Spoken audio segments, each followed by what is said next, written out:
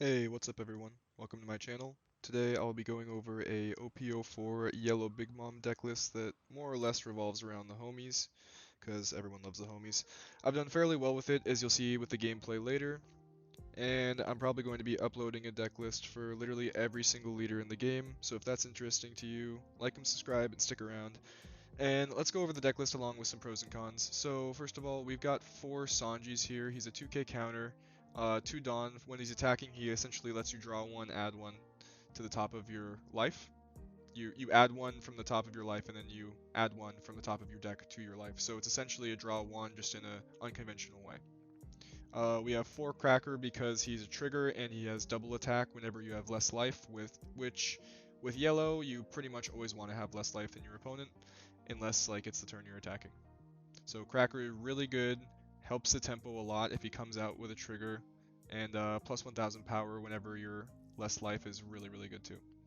Pudding is the only searcher that we have in the deck. She's an easy 4 of, adds any Big Mom or Sanji to your hand, super useful, and 1k counter is good in a pinch as well, but more so you want a player than user as a counter. We have 2 Big Moms. I go back and forth between 2 and 3 because you kind of want to be ending the game early, so I don't really see this deck ever playing 3 if you're playing it properly. So, you know, really good card. Instantly trashes one of your opponent's lives and gives you one. So really good for longevity and really good beat stick as well, 12,000. Really good damage. Streusen, he is really good against red and green with those pesky level 1 blockers that are really irritating. He can just be used to instantly get rid of one of them if you trash a trigger, and he's also a 2k counter, which is super useful. Napoleon, actually really underrated card in my opinion. He gives Linlin, your leader, I always use it on the leader because you would always want to give your leader more power so they can't take life from you. It gives your leader plus 1000 power until the end of your next turn, or the start of your next turn rather, and it does stack, so that's something to keep in mind. I have 1 Katakuri for extra removal. Specifically, this is for like the level 7 blockers that green has. It really struggles against stuff like that. Um, it can really end up just stalling the game out and losing to that if I don't have removal for it. We have 4 Capones. Capone's a new OP04 card. His trigger is up to one of your opponent's leaders or characters cannot attack during this turn, and he's also a 2k counter if you happen to draw him. So this is really good in a pinch, especially if you're using the Big Mom power to put him on top of the life cards so that you know you'll trigger him, so you can, play accordingly, knowing that you'll essentially have an extra blocker, or better than that, they just straight up won't be able to attack. We have 4 Sanjis. He's a good blocker and he's a trigger. Trash 1 to play him. And 1k counter, not bad either. 4 Brule because she's an instant trigger, plays for no cost, and blockers are really useful. We have 3 7 Linlins because you do want to have this and ideally use it if you can the second that you are able to, just to get her on the field because her play effect is really toxic and annoying. Trash 1 from the top of your opponent's life cards, or you gain 1. Really annoying for your opponent to deal with. No one ever wants to make that decision. 4 Prometheus, really important, really strong off a trigger, as I'll show you in the video later. You can rest him, and your Linlin gains double attack, so it could be this one, the level 7, the level 10, or your leader. I almost always go for the leader because if he comes out on a trigger, turn 1 or 2, and then you just give 4 Dawn to Big Mom and attack in with double attack, it can really catch people off guard and they lose two life cards immediately. We've got Shinobu, she's a blocker who's essentially a level 3 with 4k because you can trash 1 from the top or bottom of your life and she gains 4000 power. It's also good for accelerating the loss of your own life, which can be useful with stuff like Buzzcut Mochi. You have to have less life than your opponent in order to be able to use its main effect, and you K up to one of your opponent's characters with a cost of 4 or less. This card has won me the game easily a few times, and you always want to be able to use it. Having it in your hand and not being able to use it because your opponent has more life than you feels pretty bad, so that's why I use this card just to help with that a little bit more. And then we have 4 Thunderbolts, which is mainly used to just destroy the blockers on the other team or any pesky activate main effects or something like that. KOs an opponent with a cost of 5 or less instantly after you trash a card from the top of your life. So Gets rid of your life and KOs more likely a blocker than anything else because you want to use the double attack Cracker or Big Mom to swing into them without a blocker. And that's pretty much how the deck is going to work. So pros and cons are, the pros are there's tons of triggers, so you're stronger from less life as yellow always is. And you really do, like, the lower your life gets, the more momentum you get, and you really can turn the game around pretty easily. There's lots of low cost. There's lots of good pressure between the Cracker and the double attacking Big Mom. People always also go for the homies because they find them as a threat, which they pretty much are. So if they don't go for them, then they're kind of screwed. So there's really good bait as well, and it has good survivability between the level 10 Lin and plenty of 2k counters, and Capone really helps a lot, and there's plenty of triggered blockers as well in a pinch, and you can always choose your life cards as well. This is a little bit of a different yellow variant than most people play. I haven't really seen anyone use any type of deck like this, so because of that, it can really catch people off guard. I always like playing weird stuff because people don't see it coming. I lose a lot of the time because of it, but ultimately, I have more fun that way. I also win a lot of the time because of it. Okay, so the cons are there's not a consistent draw engine besides the Sanji and the Big Mom, and it's kind of hard to always use this with attacking effect with the Sanji because people try to target it down immediately if they have any KO effects. There's also only one searcher because I'm not playing Sparrow because I found it to just be a little bit too slow in this deck. And you don't really need to search anything, you kind of just would rather play things, in my experience. Another con is it's hard to get past multiple blockers, which is a common complaint that yellow goes through because, that's what Katakuri is for mainly, to get rid of the blocker, place it on the bottom, and then maybe double attack it out. That's the ideal thing. You're only attacking with 1 to 2 characters, which is usually Big Mom and Cracker, maybe Katakuri if he gets on the field, or one of these 2 Big Moms. And because of that, you don't have a ton of pressure. So if they get like 2 or 3 blockers up, it can kind of be hard for you to come back unless you draw your Thunderbolts. But if you don't have lives to use your Thunderbolts, then yeah, it makes a really, really tough spot. This deck is obviously slightly RNG based because of all the triggers. You do have some influence because of Big Mom's captain ability and everything, and all the other stuff that yellow has. But if you're playing against a mirror match in yellow and they're trashing your life or they're manipulating your life in some way, it's really, really bad. So it does struggle against yellow a bit because they interfere with your life cards. So it can be slightly RNG just to all the triggers and stuff. If you draw your life and it's constantly not a trigger, that feels really bad because of like the vast amount of triggers there are in this deck. But yeah, that pretty much goes over the pros and cons here. Okay, so going into game 1, I'm playing against Red Purple Luffy, which can be a little bit tough of a matchup for me, but we'll see what I can do. I don't get a great hand, no pudding in the first hand, which is really what you want to see. I am going second, so I pretty much just pass and hope for the best here. So he immediately swings into me. I almost always choose not to block or counter with anything immediately because I always want that trigger, ideally. Hopefully there is a trigger on my life. There was, and it was Prometheus, which was huge for me, as you'll see right here. So I figure maybe I can catch this low life deck off guard with an immediate attack. He has no Dawn. He has probably not enough counters. If he does, he probably doesn't want to use all the cards. So I immediately activate the double attack in Linlin and swing into him and take 2 life on the second turn. Technically the first turn of attacking. Going into the next turn, he swings into me directly with Luffy. I take it again for a trigger, which fortunately I get Cracker, which is very nice for me. I draw. Go ahead and place some Dawn onto everybody for extra pressure, just to try to make him use as much counters in his hand as possible, waste as many cards as I can make him, and hopefully get a life or 2 from it.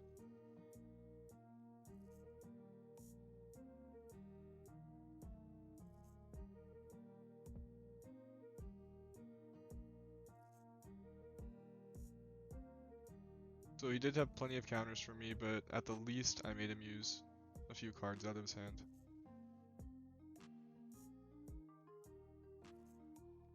Going into the next turn, he immediately tries to take down Cracker, which I do counter, just because it's another body on the field for me to attack into his life, potentially, on my next turn.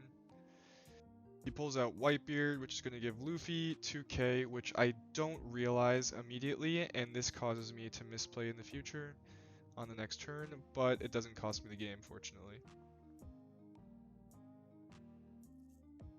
So I go ahead and take another life, get a free blocker Sanji from trashing a card in my hand. And right here, I'm misdistributing my Dons here because I didn't realize Luffy had plus 2k, so Luffy's at 8,000 now. And I'm assuming he's only at 6. So I'm putting 3 Dawn on Prometheus, 1 on Sanji, and I plan to put on 1 on Cracker and then a few on Big Mom, so that I would still be able to activate her effect. But the thing was, I just ended up not, like, I realized it halfway through the turn, as you can see here, and I'm like, oh, I don't quite have enough Dawn, so I decided to just put the last 2 on Big Mom, attack one of his actives so I can go ahead and manipulate my prize cards a little bit more. And I go ahead and put Brûlé on the top, I believe. No, I put Capone on the top so that I can prevent him from attacking if need be, and he could save my ass. So when they have only 1 life card, there's no reason to use Prometheus for double attack, because if you didn't know, you still need to attack your opponent again once you reduce their life to 0. You cannot instantly win the game off a double attack. So just some back and forth here. I fortunately have enough to counter everything. And I believe he summons a Luffy here with a rush. Yeah, so he's trying to get me to use all my counters. Once he thinks I'm out, he goes ahead and uses Luffy. I don't trigger Capone because there's no way he can attack with anybody else. Which fortunately, I didn't use that for any stupid reason because that would have cost me the game. So now he attacks into me with the rush Luffy, and I have just enough counters to survive it, which pretty much inevitably means that I will win.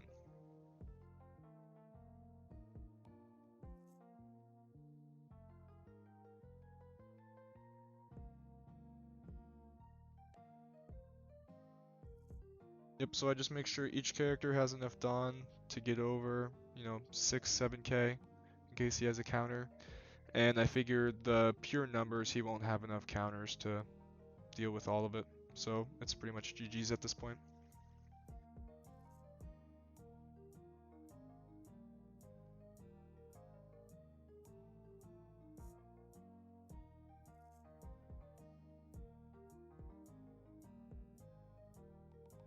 So yeah, this game was pretty much won in the second turn from that immediate double attack. It really caught them off guard, and it was very, very strong going forward. He just didn't quite have enough counters to win, unfortunately. Okay, so going into game 2, I'm playing against blue and purple Kaido. I mulligan because I don't see a pudding. I don't get her the second time either, but it is what it is. Sometimes you don't always start what you want. But I do at least have the level 3 blocker, which is, I believe, what I'm going to start with, just so I can trash a life a little bit faster and start accelerating the deck a little bit. So I think he leads off with double Who's Who, which is pretty much just 2 searches. So he's probably got a pretty decent hand. I lead off with the blocker and just attack into Kaido. He goes ahead and counters. With a 2k though, I wouldn't have used a 2k, I would have just probably taken it. Although that deck has a low amount of life, so I always take the first hit as usual to see if there's any triggers. Oh, I actually don't this time just because I know that she's going to accelerate my deck again, so probably better that I did that instead. And I also choose to discard a Cracker to save her. And he attacks into her again with Who's Who, and I don't think I'm going to save her this time because it's just not worth the resources. My turn, I draw into another Thunderbolt, which is pretty good for me. Really good card if they have any blockers. I think I choose to get Napoleon down here just because he's kind of a good counter to them in a way, because he gives me plus 1k till the next turn. So yeah, I swing into Kaido with 9k Big Mom, I think, and get another card. And I do take a life, which is great. Okay, going into the next turn, he is going to put a Dawn on Kaido and put down 2 blockers to try and just stall me out a little bit. Put a Dawn on the Kaido, so I'm assuming he's going to try to destroy the homie to add an extra Dawn, because that's what his captain does. Yep, there it is. And now he's going to swing directly into Big Mom. I let it go through, even though I have a few counters, just because I want to see if I can get a trigger. Unfortunately, I don't. Sometimes it happens, but it is what it is. And I'm going to go ahead and play both power mochis here, or buzzcut mochis, to destroy both blockers.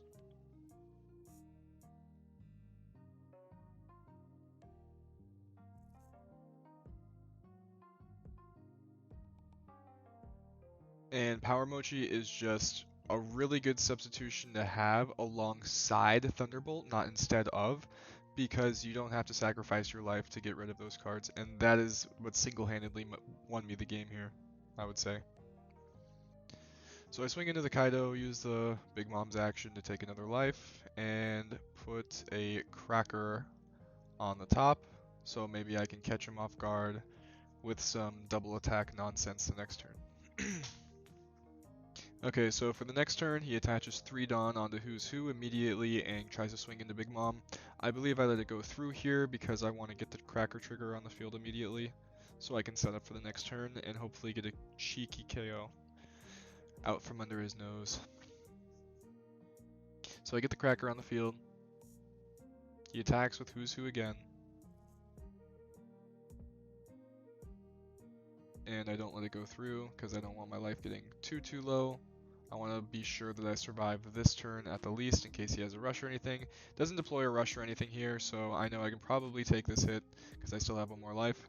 So I let it go through, and then I activate the trigger, which is Brûlé.